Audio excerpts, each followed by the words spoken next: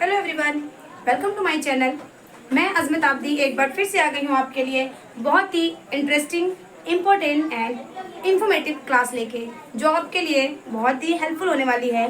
जैसा कि मेरी पिछली क्लासेस थी, उसी हिसाब से आज की मेरी जो क्लास होगी वो इंट्रोगेटिव सेंटेंस की होगी। मैं आपको बताते चलूँ कि हम एक सीरीज पढ़ रहे हैं, नहीं है, हम स्टेप बाय स्टेप एक क्लास पढ़ रहे हैं जिसमें मेरे बेसिक स्टूडेंट जो है वो मेरे साथ जुड़ रहे हैं। उन्हें मैं बेसिक से इंग्लिश पढ़ा रही हूँ। मेरी पिछली क्लासेस आप देख सकते हो। अगर मेरे न्यू व्यूवर हैं तो आप मुझे सब्सक्राइब कर लें, क्योंकि ये जो चैनल है आपके लिए बड़ा ही इम्पोर्टेंट एंड बहुत ही इन्फॉर्मेटिव होने वाला है। तो आप सब्सक्राइब कर लें, फिर आप देखेंगे कि आपको इस क्लास में डेफिनेटली फ़ायदा होने वाला है।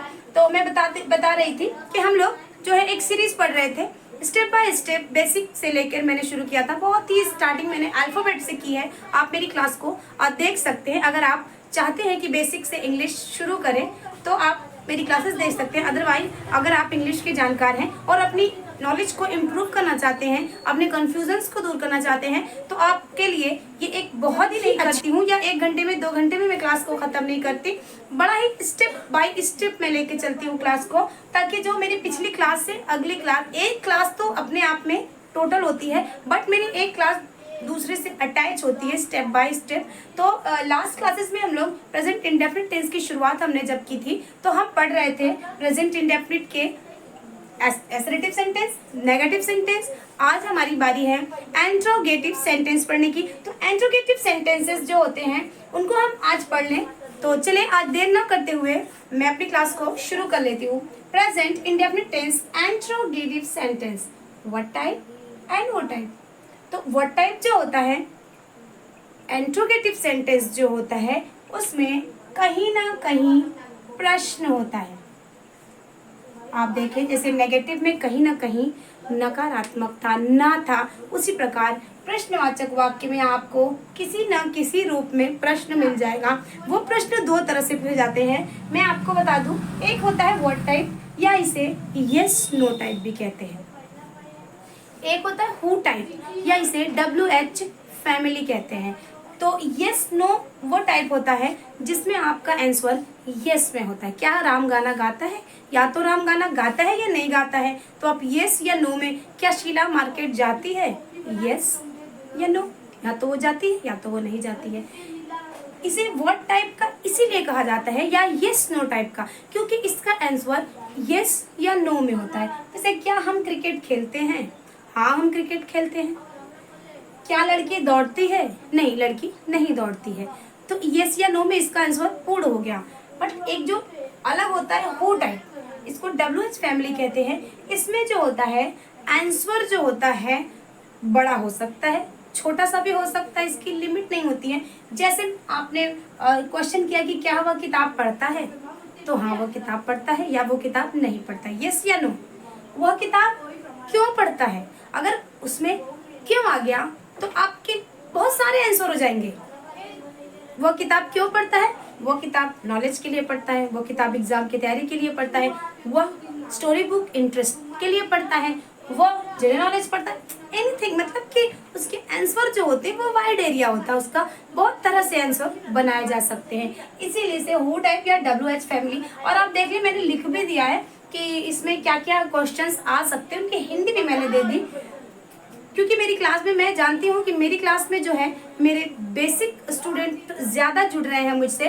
तो इसके लिए मैं बेसिक चीज़ों को लेती हूँ और बहुत हाई लेवल से मैं नहीं पढ़ाती। मैं छोटी छोटी चीज़ों की हिंदी भी एक्सप्लेन करती हूँ, कि क्योंकि मुझे पता है कि मेरे जो व्यूवर्स हैं जो बेसिक से मेरे साथ आए हैं उनको इतनी हाई नॉलेज नहीं है। तो उनके लिए मैं ज़रूर से ज़रूर बेसिक चीज़ों में हिंदी वगैरह मैं ज़रूर लिख देती हूँ, ताकि उन्हें कहीं इधर उधर सर्च ना करना पड़े। और उनके लिए मैं लिख देती हूँ, ताकि आपको आता है तो नो मैटर, बढ़िया है, अच्छी बात है। चले, तो ये 2 टाइप थे, yes no type and who type. तो इसका सबसे पहले हम फॉर्मूला क्लियर कर लेते हैं। तो जब हम फॉर्मूला बनाते हैं तो आपने देखा कि जब हम सिंपल सेंटेंस में थे तब हम जो सब्जेक्ट पहले रखते थे, उसके बाद हम वर्ब, जब हम एसरेटिव सेंटेंस बना रहे थे तो सब्जेक्ट, उसके बाद वर्ब, मेन वर्ब सिंगुलर के लिए, एंड उसके बाद SES उसके बाद हम ऑब्जेक्ट एंड अदर रखते थे। जब हम इंट्रोगेटिव में आए तो हमें हेल्पिंग वर्ब लगी डू या डस। तो हम सबसे पहले सब्जेक्ट रखते थे, फिर डू डस सिंगुलर प्लूरल के हिसाब से, और उसके बाद हम जो भी वर्ब और ऑब्जेक्ट अदर रख लेते थे। तो यही डू डस का कमाल होता है। ये जो डू डस है, ये जो वर्ब टाइप होता है, इसमें ये सबसे पहले हम क्या क्या के लिए हेल्पिंग वर्ब लिखते हैं। जैसे क्या वह किताब पढ़ता है, सबसे पहले हेल्पिंग वर्ब। इसी हेल्पिंग वर्ब जो होती है ये क्वेश्चन बन जाती है, आपका क्या बन जाती है। उसके बाद सब्जेक्ट रख देते हैं, वर्ब ऑब्जेक्ट। अब बहुत ज़्यादा मुश्किल नहीं है, बड़ा इजी। आप अगर समझ गए तो ये आपके लिए बड़ा सिंपल होने वाला है। जैसे क्या वह किताब पढ़ता है, तो ये पहली बार तो हम पहचान लेंगे कि इस प्रश्न में पहले प्रश्न क्या आ जाता है, और कोई भी प्रश्न नहीं, पहले क्या आ जाता है। ये क्या कभी कभी बीच में भी आता है। जब ये क्या बीच में आ जाता है तो ये वर्ड टाइप नहीं रह जाता, ये हु टाइप हो जाता है। वो यस नो टाइप में प्रश्न हमेशा शुरुआत में होता है, प्रश्न से वाक्य शुरू होता है। ये जो WH फैमिली में प्रश्न बीच में आता है, इसको आप क्लियर कर लें। तो डू डज आपका प्रश्न बन जाता है, plus subject verb object and other. तो अब इसको अगर बना लेते हैं, तो क्या वह किताब पढ़ता है, तो आप देखेंगे कर्ता सिंगुलर है, तो आप डज का प्रयोग कर लेंगे। डज आपका सब्जेक्ट आना चाहिए ही, इसके बाद आपकी वर्ब आनी चाहिए रीड, और क्या पढ़ रहा है book. Does he read book. क्या लड़की दौड़ती है, डज। अब करता यहाँ पर लड़की है, गर्ल रन। सिंपल वर्ब की फर्स्ट फॉर्म क्वेश्चन मार्क के साथ। क्या हम क्रिकेट खेलते हैं, अब देख ले करता हमारा प्लूरल हो गया है, तो हम डू लगा देंगे। डू वी प्ले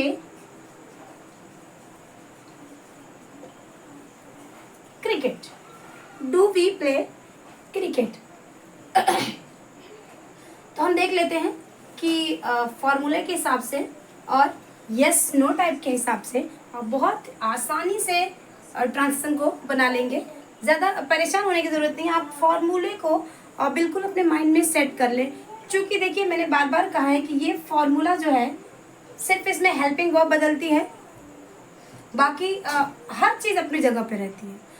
कहीं भी आप किसी भी टेंस में जाएंगे फॉर्मूला यही रहेगा, कभी सब्जेक्ट इधर आ जाएगा, कभी नॉट इधर होगा, कभी हेल्पिंग वर्ब, कभी मेन वर्ब, बस ये सारी चीज़ें इधर उधर होती है, और इसी पैटर्न पे सारे फॉर्मूले बन जाते हैं। अगला देख ले हम लोग हु टाइप से बना लेते हैं। तुम कक्षा में शोर क्यों मचाते हो, तो इसमें क्या होता है, इसका जो फॉर्मूला होता है, तो फॉर्मूला में सबसे पहले हम बीच से प्रश्न को उठाते हैं। प्रश्न तो है बीच में, बट इसको उठा के हम सबसे पहले ले आते हैं। तो हम ले आते हैं वाई, क्यों, यानी वाई। वाई क्वेश्चन मार्क के ठीक बाद आपकी हेल्पिंग वर्ब आ जाती है।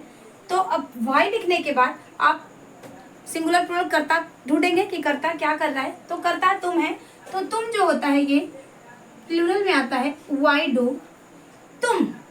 यू देखिए सब्जेक्ट आपका यू है, वाई डू यू शोर मचाना। अब ये जो है मिल जाएगा, शोर मचाना आपकी क्रिया है, में शोर क्यों मचाते हो, तो मेक अ नॉइज आप जानते होंगे, why do you make a noise in class. बहुत ही आसानी से बन गया। एंड क्वेश्चन मार्क बहुत जरूरी है, मैं आज कहाँ जाता हूँ, तो हम यहाँ से पहले कहाँ उठा लेंगे, वेयर डू। ये भी करता आपका मैं होता, तो मैं एक है, मगर वो प्लूरल में आता है आई एंड यू। यू भी एक वचन होता है, मगर इसको हमेशा प्लूरल में लिखा जाता है। तो वेयर डू आई गो। अब ये बच जाता है आज, today. Where do I go today, मैं आज कहाँ जाता हूँ। तो इस तरह से आपने देखा कि इंट्रोगेटिव सेंटेंस जो होता है वो एक what type and who type में किस तरह से मैंने अलग अलग किया, और आप इसको ठीक से समझ लें, क्योंकि ये व्हाट टाइप और हु टाइप सिर्फ इंडेफिनिट में ही नहीं, कहीं भी किसी भी टेंस में आप जाएंगे तो ये चीज़ें सेम होने वाली हैं। सिर्फ आपके काल बदलते हैं, आपके टेंस बदलते हैं, फॉर्मूला हेल्पिंग वर्ब्स बदल जाती हैं, लेकिन फॉर्मूला इसी फॉर्मूले पे रखा जाता है, सिर्फ थोड़ा सा चेंजिंग के साथ। तो ये आज की मेरी क्लास थी। आप मुझे पूरी उम्मीद है कि आपका आज जो कन्फ्यूज़न रहा होगा इंट्रोगेटिव सेंटेंस का what type and who type में, तो आप अब बहुत ही आसानी से, पहले तो प्रेजेंट इंडेफिनिट टेंस मैंने पहले बताया कि आपको और टेंस को पहले चूज़ करना होगा, देखना होगा, चुनना होगा कि कौन सा टेंस है। उसके बाद बहुत ही ज़रूरी है कि आप इसके सेंटेंस को क्लियर कर लें कि ये किस सेंटेंस में है। अगर मान लें कि आप सेंटेंस क्लियर नहीं कर रहे हैं तो आपको पता ही नहीं चलेगा कि मुझे कौन सी वर्ब लगानी है या कौन सी हेल्पिंग वर्ब लगानी है, किस रूप में लगानी है। तो ये बड़ा ही ज़रूरी है। तो आप इसको अगर लिख कर याद करें या इसको ऐसे पढ़ें, इसको आप ज़रूर पढ़ लिया करें। पढ़ लेने से आपको माइंड में चढ़ जाएगा, फॉर्मूला ज़रूर याद कर लिया करें। अभी तक आपने अगर मेरे चैनल को सब्सक्राइब नहीं किया है तो आप प्लीज़ मेरे चैनल को सब्सक्राइब कर लें, मेरी क्लास को आप लोग लाइक कर लिया करें और इस पर कोई छोड़। इसी के साथ मैं आज की क्लास ख़त्म करती हूँ। Thanks for watching.